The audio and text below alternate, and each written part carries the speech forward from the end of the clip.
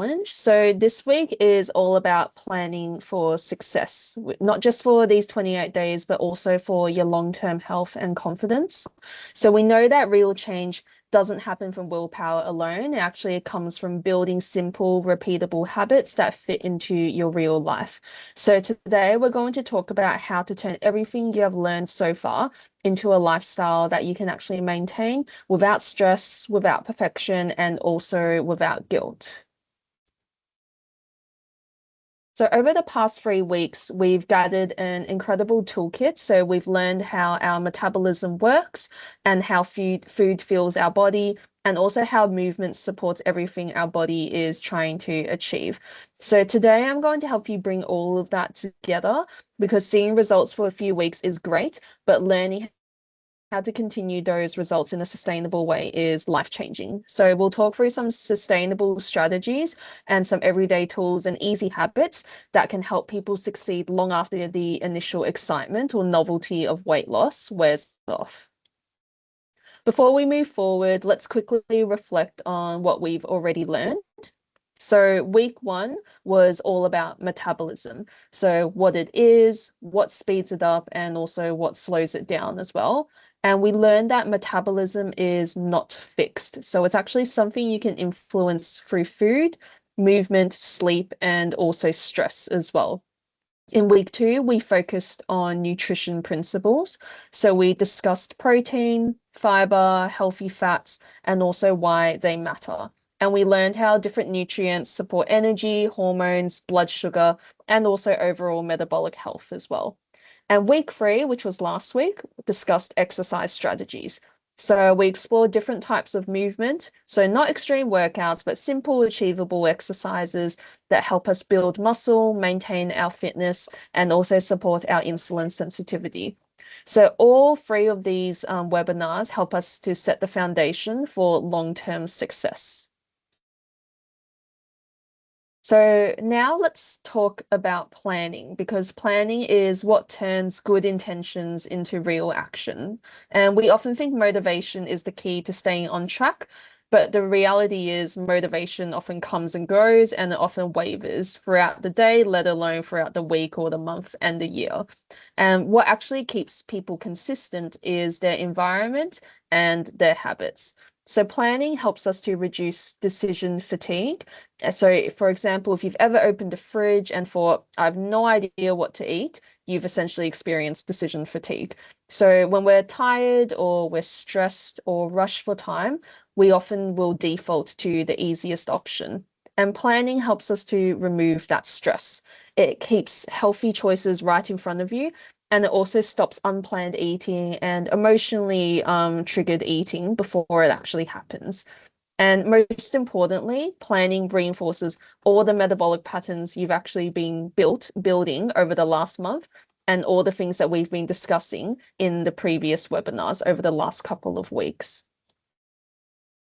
One of the simplest strategies is essentially keeping healthy food visible and easy to grab. So if the first thing you see when you open your fridge is cut up veggies, yogurt, or a piece of fruit, or even a ready-made meal, you're far more likely to choose it. And another tip is stocking your freezer. So for example, having BeFit food meals or snacks available means you will always have a backup option for those days where cooking feels impossible. And also, don't forget the idea of reducing temptation as well. So, if certain snack foods tend to throw you off track, keeping them out of the house or buying them in smaller quantities can also assist you with achieving your goals. And most importantly, prepare for busy days. So, those are the days when we usually fall back into old habits. Therefore, planning ahead actually helps us to protect our success and create longevity with our habits as well. So now I'll take you through something that is quite important, which is something that's known as the relapse loop. So everyone experiences this often at some point, and it usually goes like this. So a trigger typically happens. So that might be, for example, an emotional event or something that triggers essentially stress or an emotional outburst. And then you can have a lapse, and then you end up feeling guilty. And then you think, well, I've ruined it now, and you can end up giving up. So instead, we want to actually shift to this line of thinking, which is instead of aiming for the above, we end up noticing the lapse and then we reset and then we continue. So essentially, a lapse is not a failure, it's simply a moment, and a moment obviously does not define your progress as well. And typically, the people who succeed long term, not just with weight loss, but with any sort of goal, they're often the people who don't necessarily not have slip ups, but when they do slip up, they're the ones who learn to reset quickly and to continue along their path. So certain situations can make healthy choices harder. So, for example, travel, social events, exhaustion, emotional stress, and also busy work weeks as well. So instead of being surprised by these moments, we can learn to plan for them.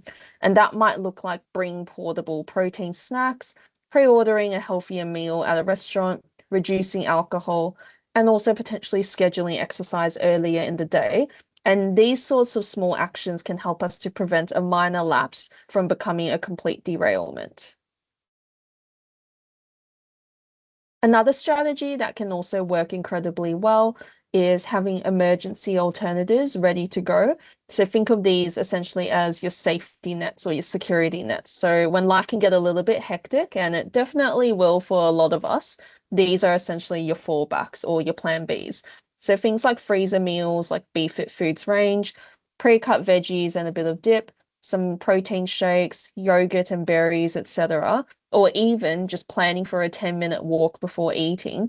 This can actually help to create sustainable habits and ensure that your environment is set up for success, therefore meaning that you don't actually need willpower, you actually need emergency alternatives or a proper plan in place to prevent that, I guess, complete derailment of your progress. And one of the most freeing concepts can also be the 80-20 approach. So this essentially means that 80% of your meals are structured and nutrient-dense options, and then 20% is flexibility without the guilt. And this can prevent the dangerous all or nothing mindset. So no more I stuffed up and I blew it, so I'll start again on Monday. Instead, you actually have a bit more of a balanced approach that you can live with, and this sort of approach, the 80-20 approach, can often be quite adaptable and flexible to adapt to social settings and situations where food may potentially be outside of your control and you're not in a position where you can create those nutrient dense or structured meals all the time. Another great tool for making habits stick as well is a tool called habit anchoring. So this essentially means attaching a new habit to something that you already do daily. So some examples that I've listed here include having a protein-rich breakfast after your morning shower, for example, a short 10-minute walk after eating meals, doing a strength training session after the school drop-off, or drinking water every time you check your email at work. And this essentially works because the brain recognizes the existing routine as a cue to engage in the new habit. And once that new habit is attached, it can become automated rather than making that habit formation quite effortful and quite taxing mentally as well.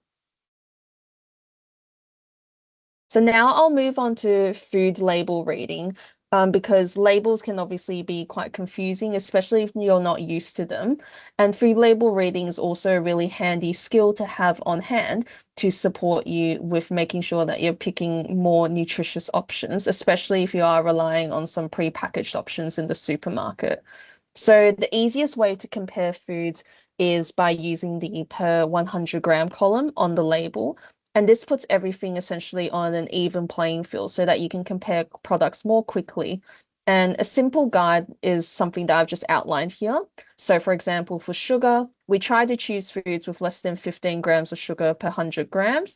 And this can obviously help us to reduce hunger spikes and also energy crashes as well, and also takes into account natural sugars or naturally occurring sugars that may be naturally occurring in a lot of these meals or a lot of prepackaged products. With fiber, we want to aim for 3 grams of fiber per serve or more. So especially if it has more than 5 grams, that's actually excellent. So fiber helps keep you full.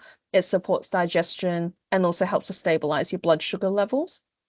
With protein, the higher protein option, so any amount of higher protein options is typically better to help you stay satisfied for longer and to also support your metabolism.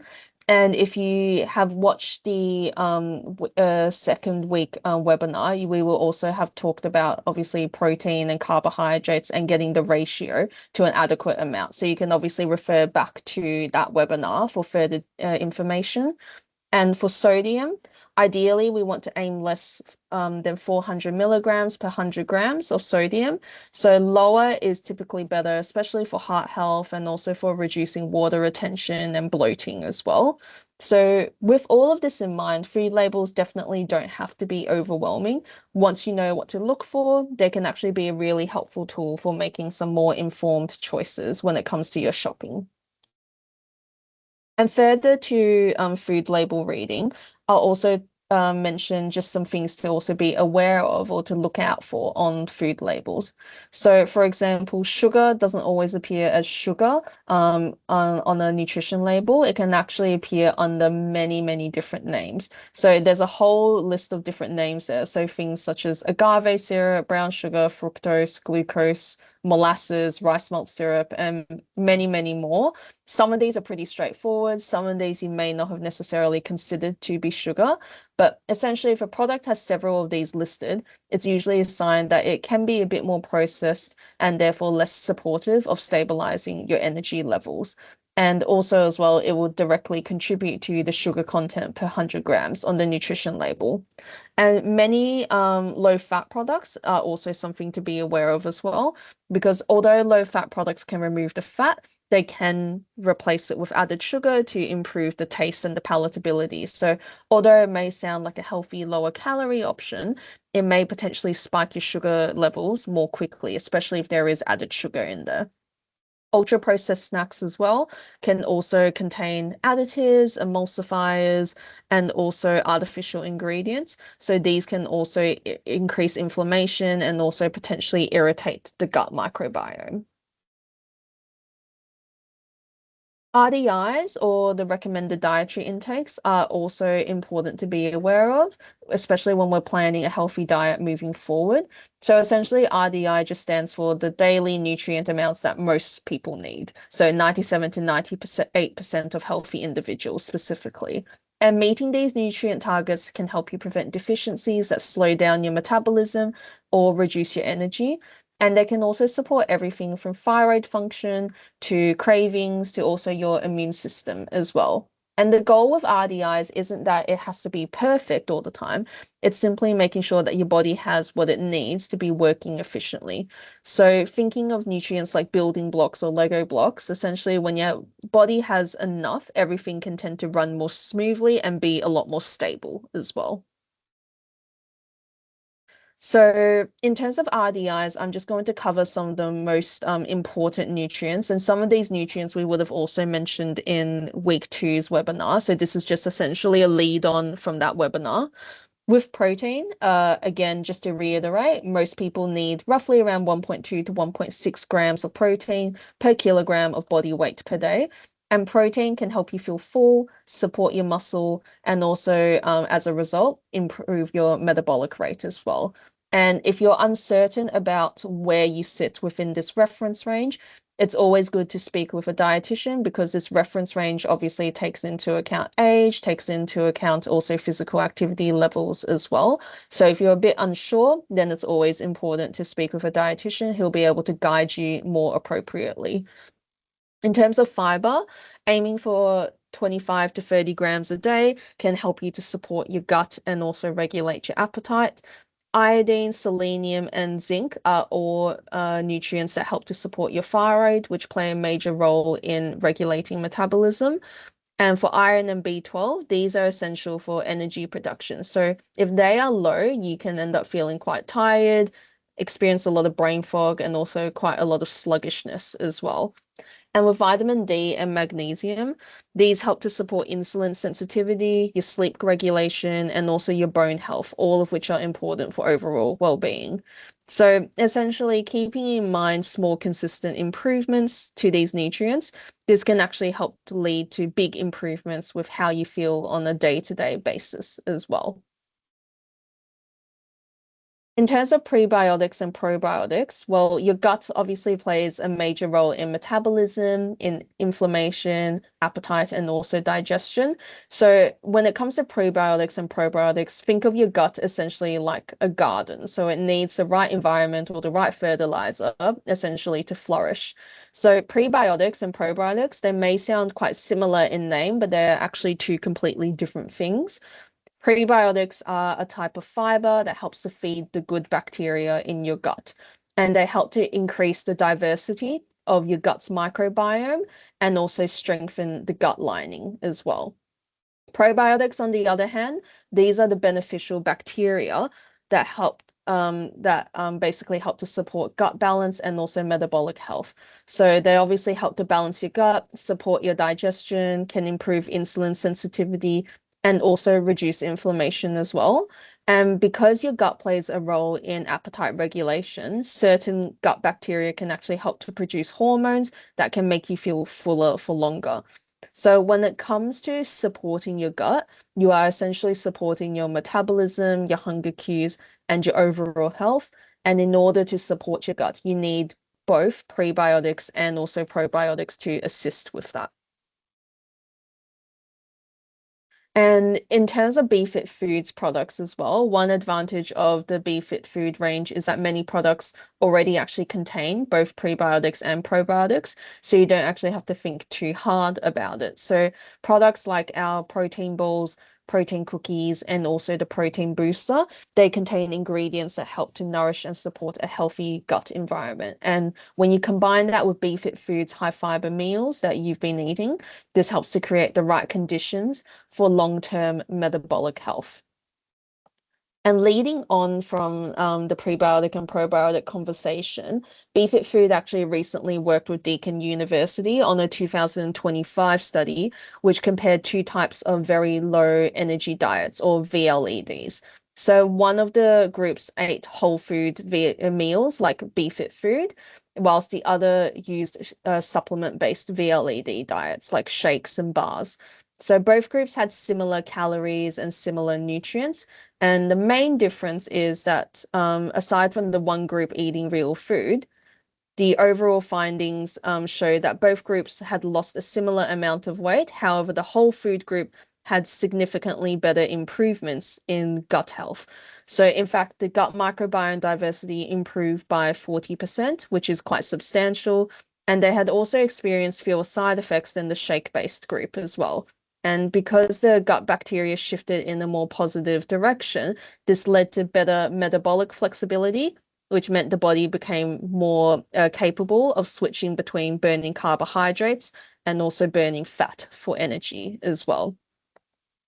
So what that study actually demonstrates is that what you eat matters just as much as how you eat in terms of calories as well. So the whole food structure obviously provides benefits that supplements and shakes can't match, especially when it comes to your gut health and also your long-term metabolism. And this can help you to reinforce that a whole food diet or whole food VLED diet like BeFit Food can actually support a lot more than just weight loss. It can actually support your entire metabolic system, meaning that you're more able to maintain your results and also feel healthier overall. In terms of monitoring progress, this is also an important thing as well, especially when it comes to making sure that your actions remain sustainable and that there is longevity in what you are doing.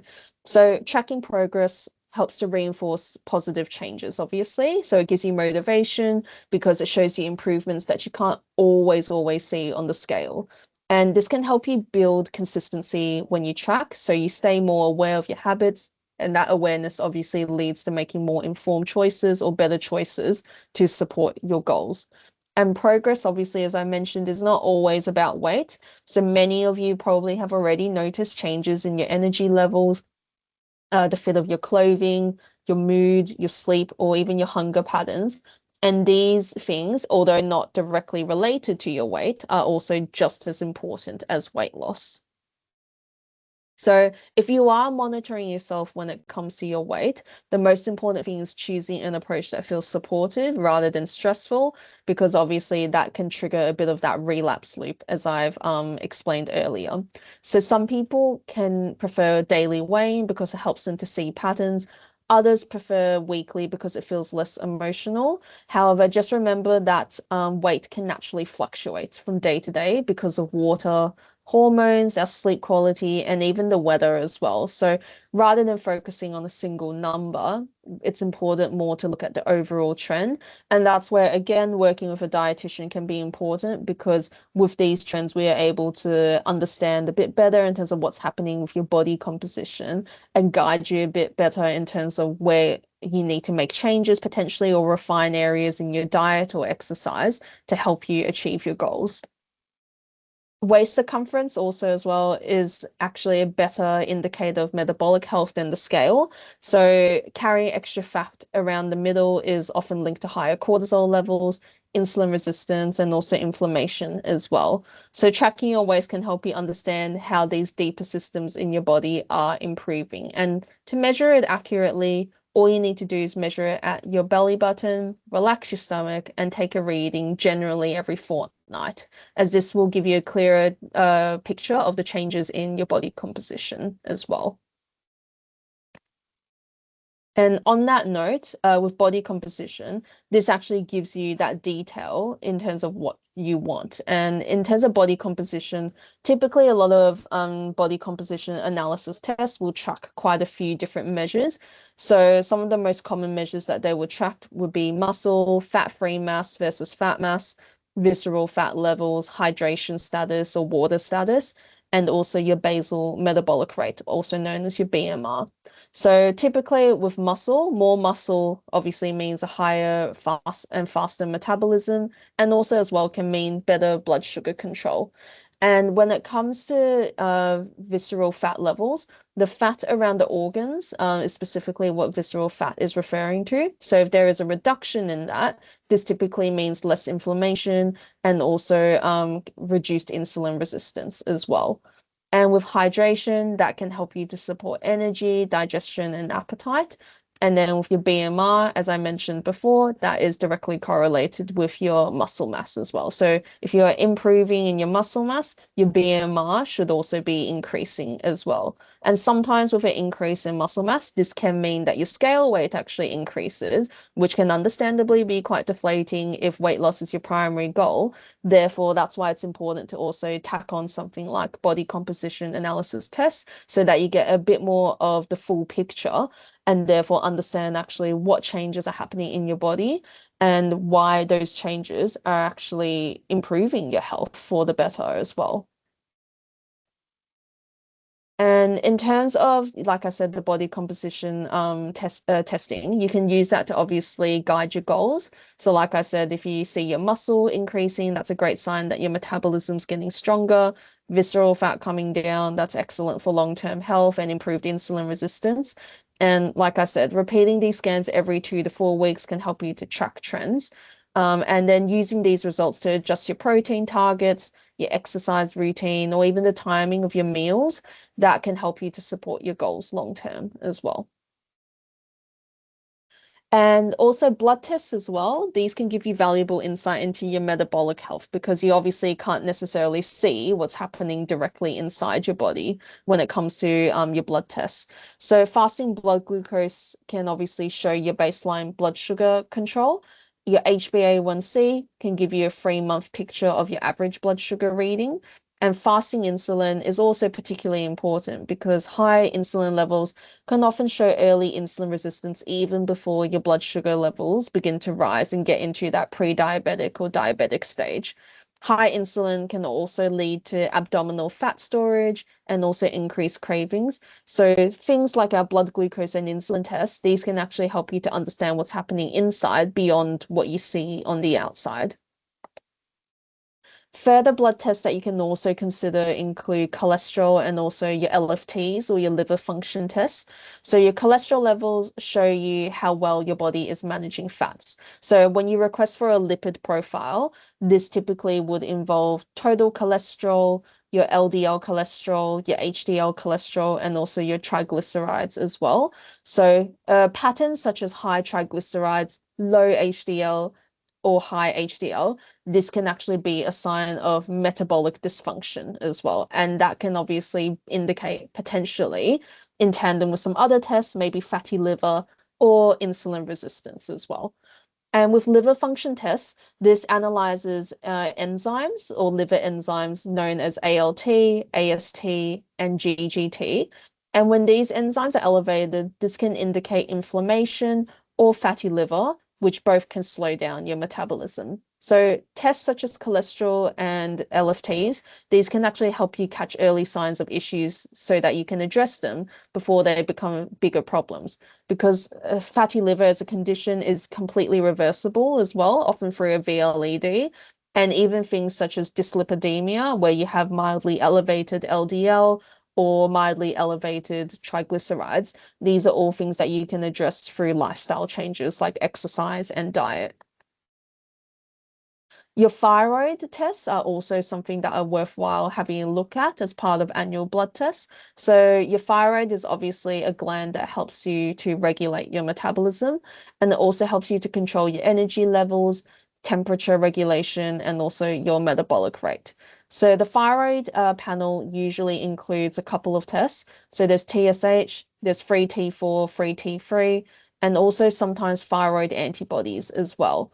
And in some circumstances, checking iodine, selenium, and zinc levels can also be recommended because these nutrients can help your thyroid produce hormones effectively. So if your thyroid is not functioning well, it can affect your energy, your mood, your metabolism, and therefore your weight. So it's also an important part of the bigger picture. And in terms of other blood tests, we can also check for nutrient levels that play a direct role in your metabolism. So things like iron and ferritin, because low iron levels or low ferritin levels can cause fatigue and also slow down your metabolism as well. Vitamin B12 is important for your nerve function and also your energy production. So if you feel a little bit more fatigued, you may also be less inclined to partake in physical activity. Vitamin D helps to support your hormones, your bone health, and also your insulin sensitivity. And magnesium can help with blood sugar balance, sleep, and also energy levels as well. So these nutrients are sort of the crux or the foundation of good metabolic health. So it's important to also keep an eye on these levels, at least on an annual basis, to make sure that everything is within range.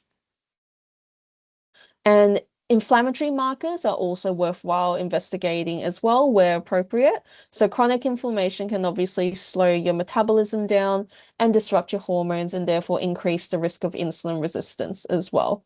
So things like blood tests such as CRP, ESR, and homocysteine, they show whether inflammation is actually present. If they're elevated, it doesn't always necessarily mean that it's something serious, but it often can be an indication that your body is experiencing some level of stress. Therefore, reducing inflammation through food, through exercise, better quality sleep, and also stress management techniques can also help to improve your metabolic health significantly as well. And as you wrap up the 28-day challenge, it is important to remember that your journey does not end here.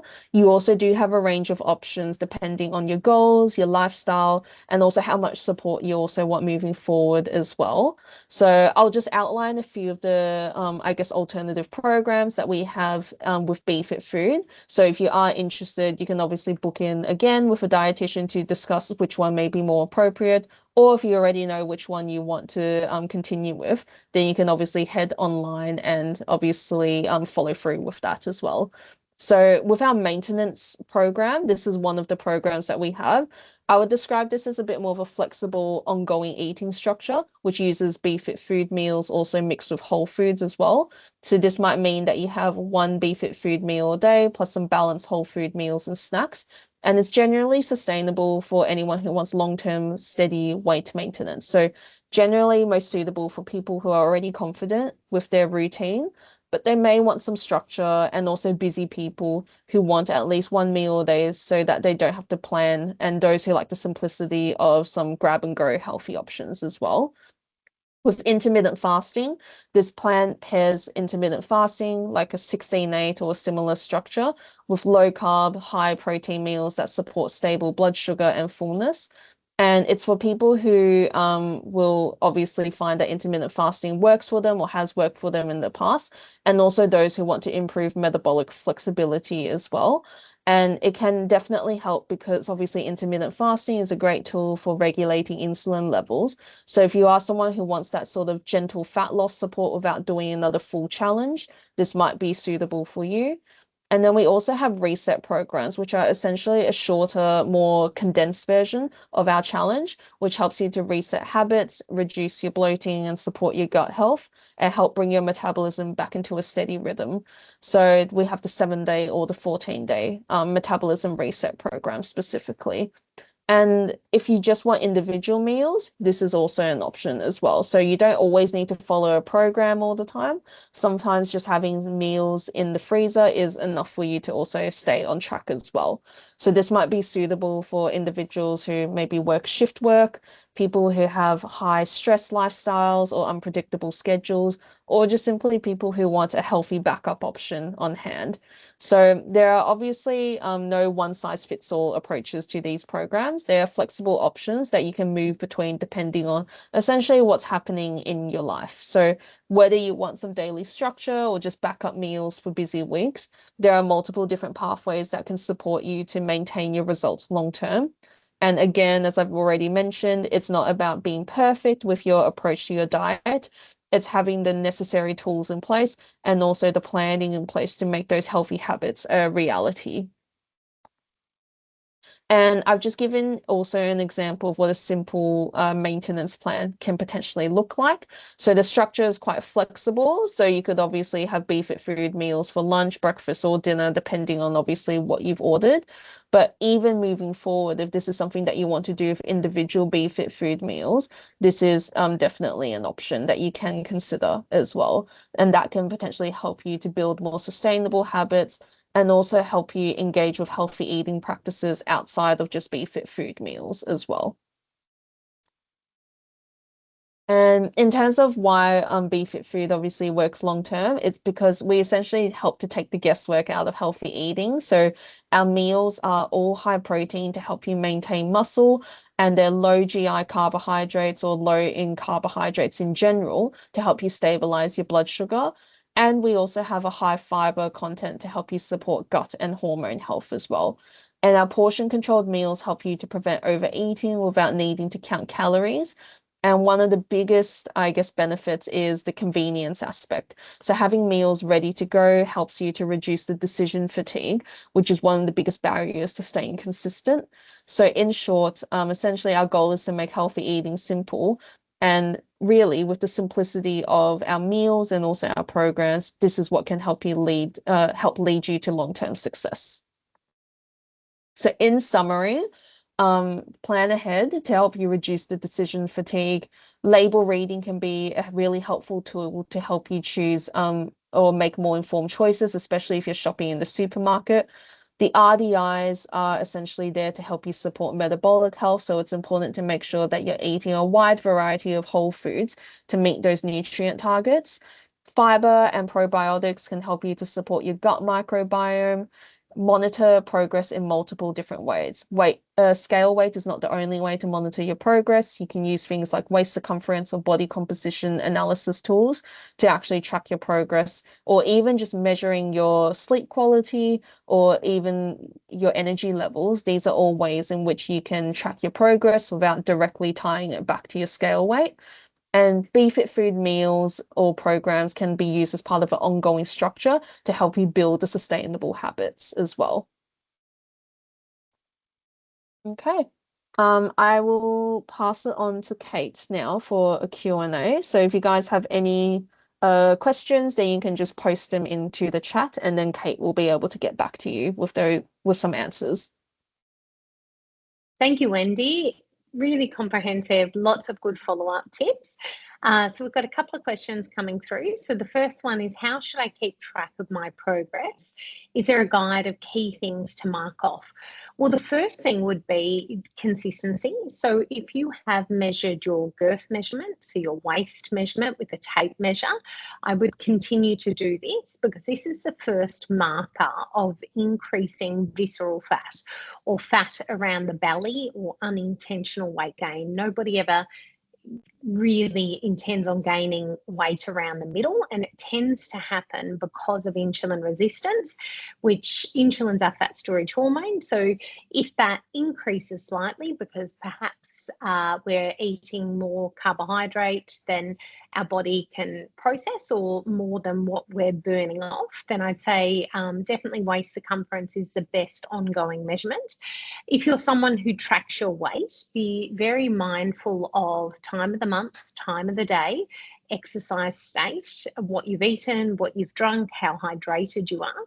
And this is where body composition testing is better. So if you have access to any body composition scales that can track your lean body mass versus fat mass, bone mass, that's far more reliable. But once again, it has to be done at the same time of day and under the same conditions. So when you're hopping on those scales, you need to be hydrated.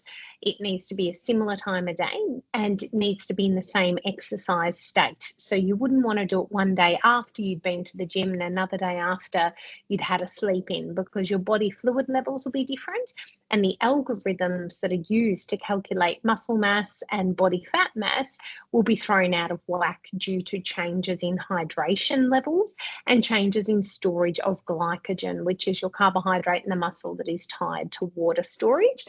So they're probably the best ways to measure changes. Thinking about reading food labels and food choice, can I eat baked beans? Beans have protein and fibre, but there's added sugar. There's actually, baked beans are really, really good as a quick on-the-go snack. Yes, they are in a tomatoey, sugary sauce. So if you can just pick mixed beans instead, do that. Throw mixed beans with your tuna and make it a really high protein option, and then that'll balance your carbohydrate and your protein better, rather than having predominantly carbohydrate, because the protein content in vegetables tends to be matched with carbohydrates, or the carbohydrates will be higher than the protein. And as you remember from the week 3, we talked about carb to protein ratio. May have been week 1 and 2 a little bit as well. Carb to protein ratio is really important for helping to manage your blood sugar levels and your insulin levels. So if you can try and get a 1-to-1 ratio of carbs to protein, or make sure your carbohydrates stay below your proteins in a meal. So for example, if a meal has 15 grams of carbohydrate, you'd want to have at least 15 grams of protein or more. And that's the best way to feel full and satisfied, but to meet your protein requirements without overdoing the carbohydrate, which is purely just for energy. So where can I get the body composition done? Well, if you're based in Victoria and you are able to travel to the Mornington Peninsula, we have a clinic which has body composition testing through the in-body scans. These are clinical scales that are able to differentiate between lean body mass and fat mass. They can even go a step further than this and look at what is muscle mass. They do an estimated bone mass. They do an estimated metabolic age. They do your cell health. They can even look at things like your intracellular water and extracellular water, which can help determine how hydrated you are, if you have any inflammation as well. So if you're interested in that, reach out to support@befitfood.com.au and we can pass you on some details then. So after the challenge, can I have a treat or a cheat meal, or a day that I'm eating well on, if I'm eating well on other days? The whole idea of BeFit Food is that If you can stick to our plan, our programs, replace at least one meal a day, it gives you some food freedom because our meals are lower in calorie than regular meals. We've actually created a space for you to have some extra calories, or if your goal is continuing to improve body composition, so reducing body fat and increasing muscle mass, we've created a gap there where you will continue to burn body fat between meals because our meals are lower carbohydrate and lower calorie. So then that way, if you do have a treat food, you've actually been able to have that treat food because of the calorie deficit that the Be Fit Food meals and snacks have created for you. And this is what makes them a great maintenance plan. Even if you're only having one Be Fit Food meal a day, you're at least creating a 250 to 350 calorie deficit, which will allow you maybe a glass of wine or maybe some chocolate after dinner occasionally. But obviously, if we get into those habits and do those things all the time, it'll have a cumulative effect. But it's a good way to have maintenance by having the lower calorie meals that are still high protein and nourishing. Do I need someone else to measure my waist circumference? No, as Wendy said in the presentation, you simply relax your belly, get a tape measure and measure around your belly button. The reason why we say the belly button is because it doesn't move, so that's probably the best place to measure your waist.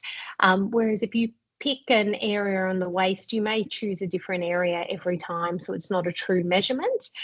Or you can pick the narrowest point on the waist because that'll always stay the narrowest even if it's getting bigger or smaller. So that's another way to do waist circumference. You just want a point that doesn't move, that becomes your baseline or your reference point for tracking changes in abdominal fat mass. There are lots of blood tests recommended. Do I need my GP to do all of these tests? We would highly recommend that you have all of your blood tests done at least annually. It gives you a good baseline where things are at. And then that way, if there are any nutrients that perhaps you are low in, you can focus on supplementing them. But if they're all well balanced, then you know that you don't need to take any external supplements and that your diet is doing the job for you.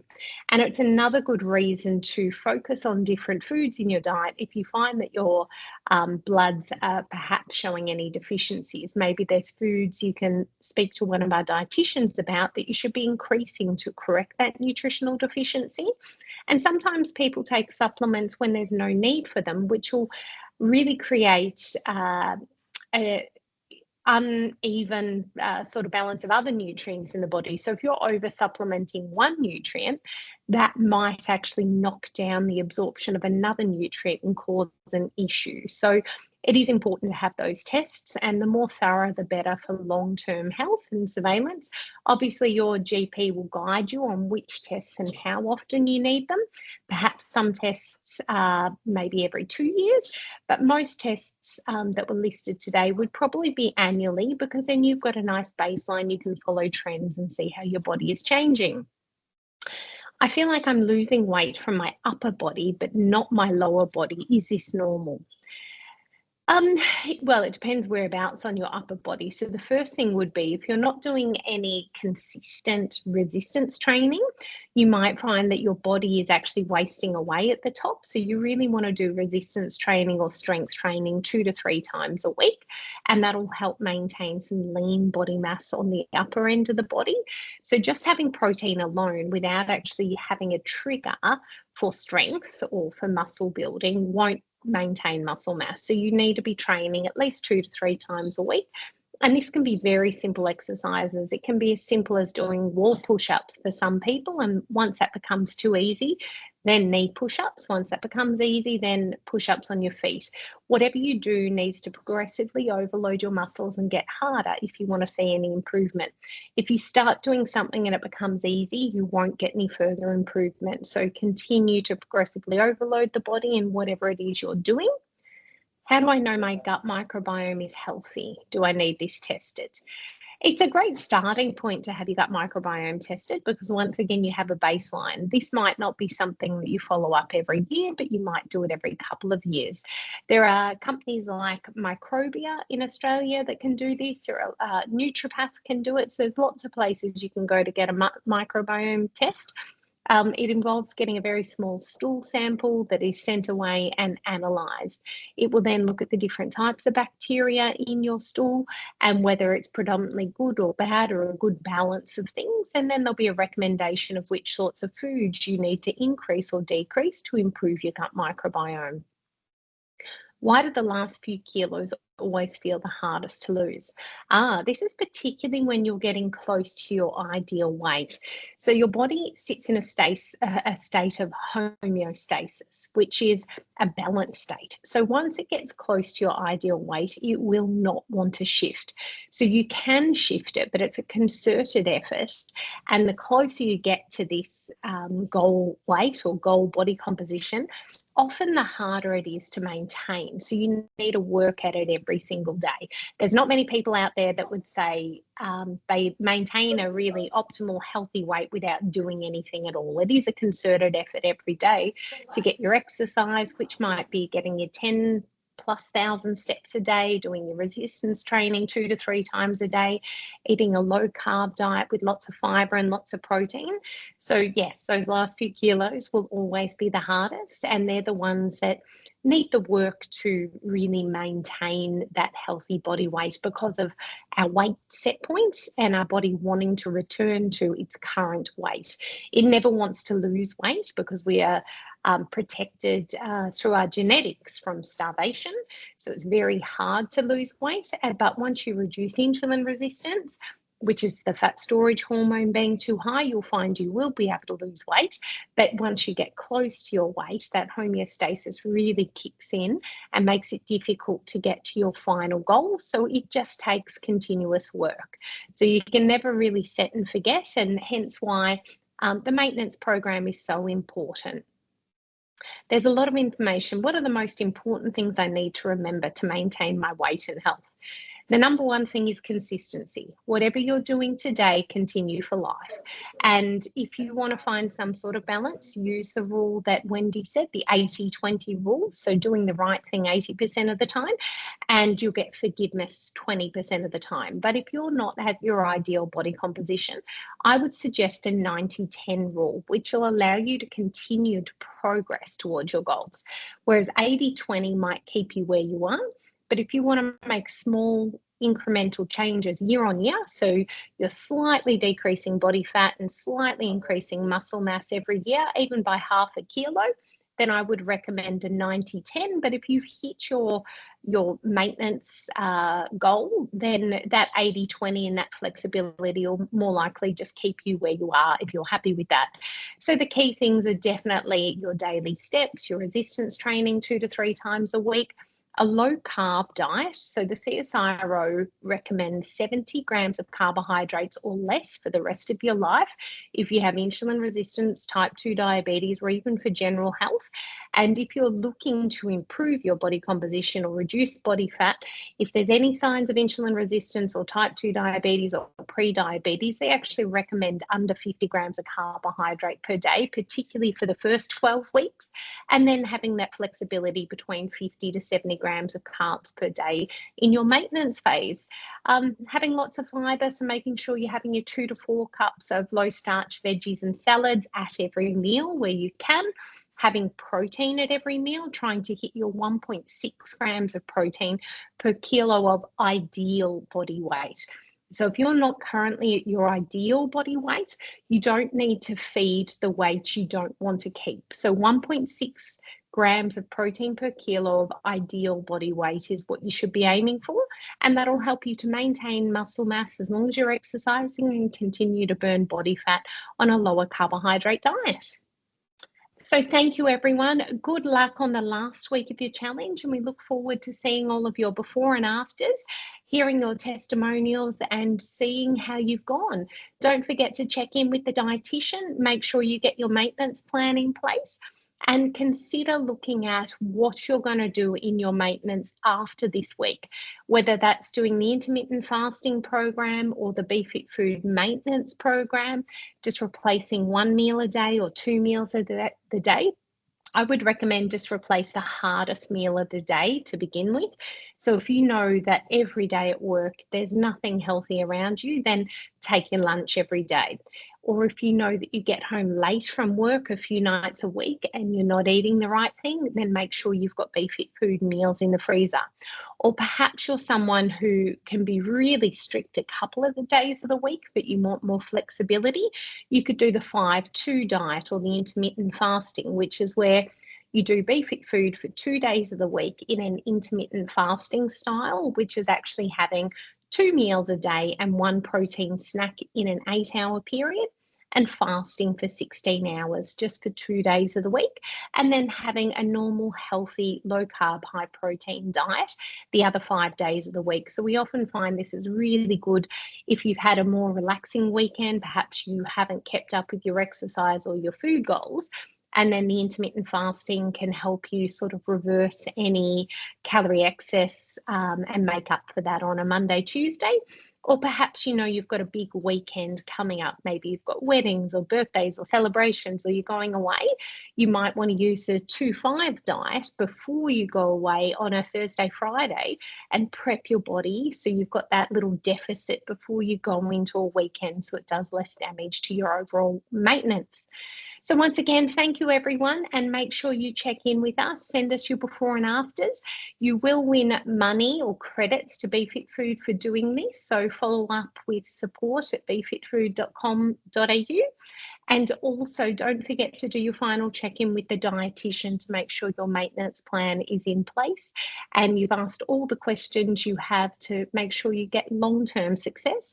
And for those of you watching who want to continue on with the program, we suggest that you can follow this metabolism reset program for sort of 6 to 12 weeks at a maximum, but keep checking in with the dietitian. We want to make sure that you're not getting stale in your habits. You're starting to integrate lots of lifestyle changes that you can take away with you after the program finishes. Best of luck, and we'll see you soon.